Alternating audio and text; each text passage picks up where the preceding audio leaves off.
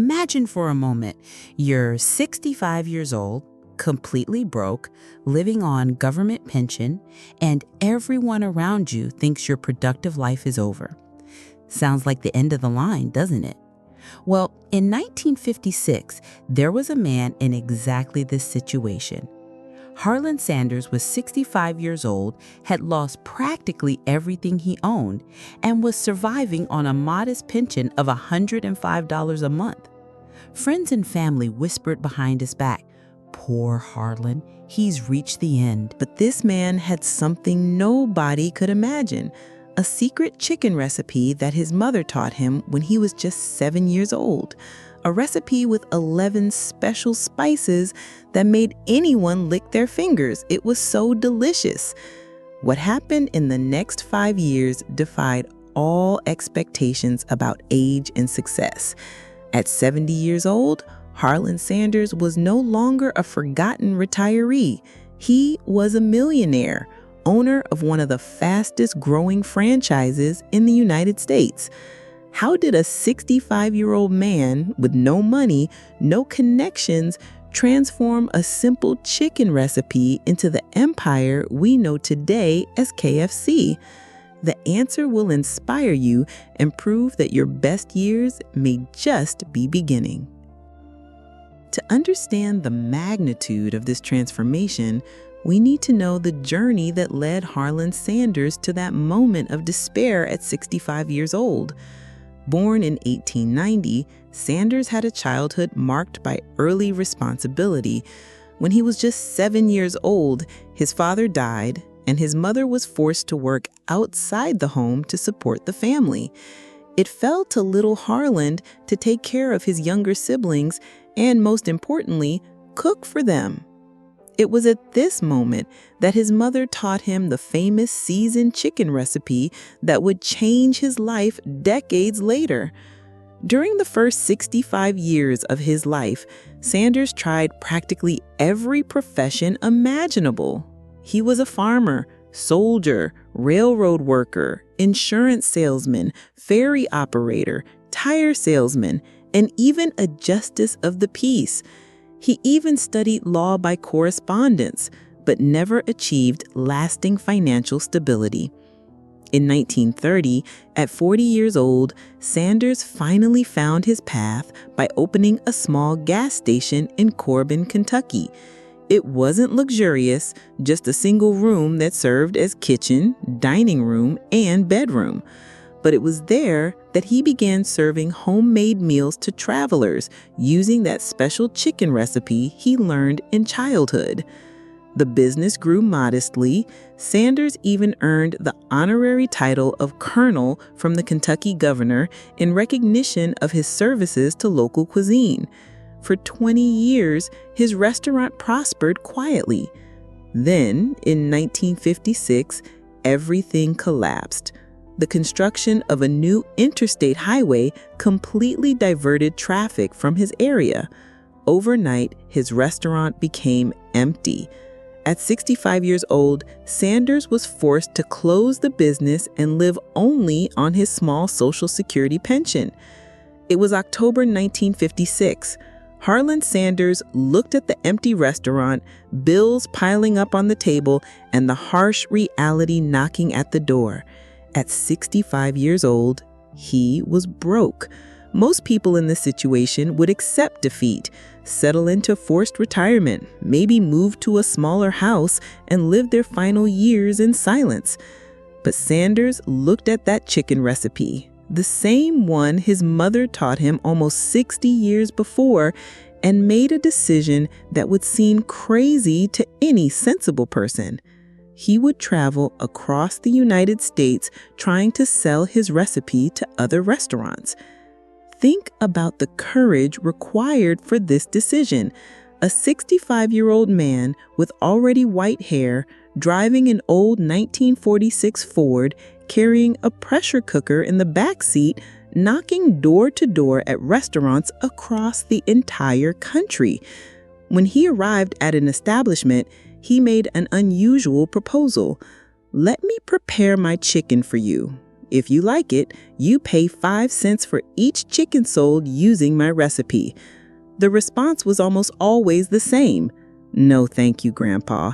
Some restaurant owners didn't even bother to try it. Others tasted it and said it was interesting, but not for us. Many simply laughed at the idea of a 65-year-old man thinking he could revolutionize fast food. Sanders slept in his own car to save money. He bathed at gas stations. He ate cheap sandwiches and drove hundreds of miles a day from city to city, from restaurant to restaurant. On weekends, he returned home to Kentucky, discouraged, but never defeated. The first rejection hurt. The 10th was frustrating. The 100th was demoralizing. But Sanders developed a simple philosophy. Every no brings me closer to the next yes. And the no's kept coming. 200, 300, 500 rejections. Friends began to whisper that he had gone crazy.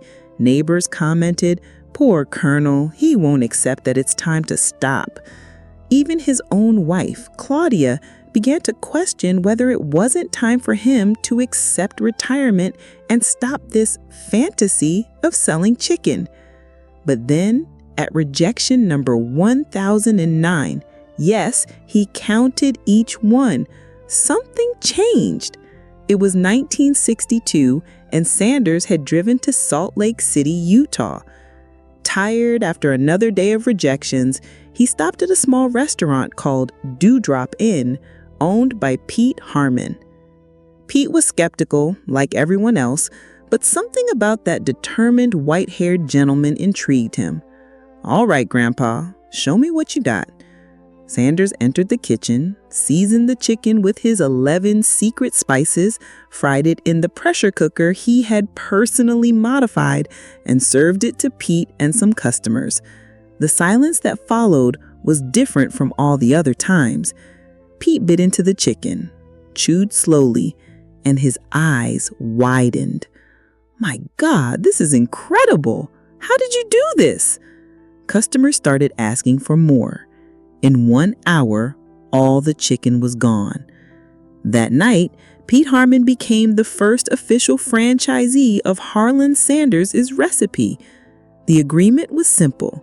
Pete would pay 4 cents for each piece of chicken sold using the secret recipe, and Sanders would provide the spices and training. In 3 months, chicken sales at Pete's restaurant increased 75%. Word spread. Other restaurant owners began seeking out Sanders, not the other way around. Suddenly, that crazy grandpa became the most sought-after man in the food industry. In 1964, just 2 years after that first sale, Sanders had more than 600 franchises spread across the United States and Canada. His recipe had become a national phenomenon. Kentucky Fried Chicken was no longer an impossible dream. It was a millionaire reality. At 74 years old, Sanders sold his company for $2 million, keeping the rights to his image and a lifetime salary as company spokesperson. The man who had been rejected 1,009 times became the most recognizable face in American fast food. But perhaps the most inspiring part of this entire story is what Sanders did with his new wealth. He didn't settle down.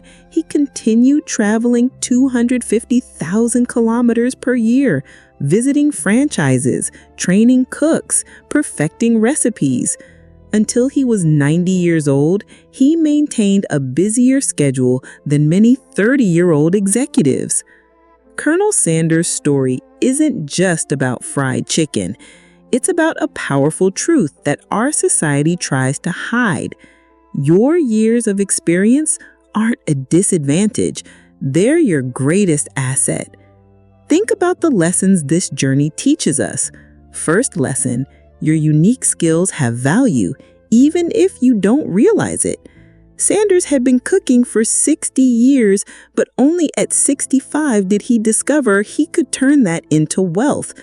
How many skills have you developed throughout your life that could be monetized today? Second lesson, persistence beats age. 1,009 rejections didn't defeat a 65-year-old man. If he had given up at rejection 1008, we would never have known KFC. How many times have you given up at the first no? Third lesson, experience generates authenticity. Sanders wasn't trying to imitate young entrepreneurs. He was offering something that only decades of experience could create, a recipe tested and approved by thousands of people over 60 years. His age was his credential, not his limitation. If you're over 50 and feel like you've missed life's timing, remember, Sanders started his millionaire journey at 65. You're not late.